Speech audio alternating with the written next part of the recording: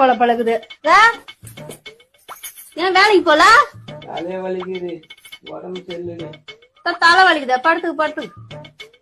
சங்கத்துல வேற போன மாசமே 2500 ரூபாய் கட்டலான்னு கேட்டாங்க.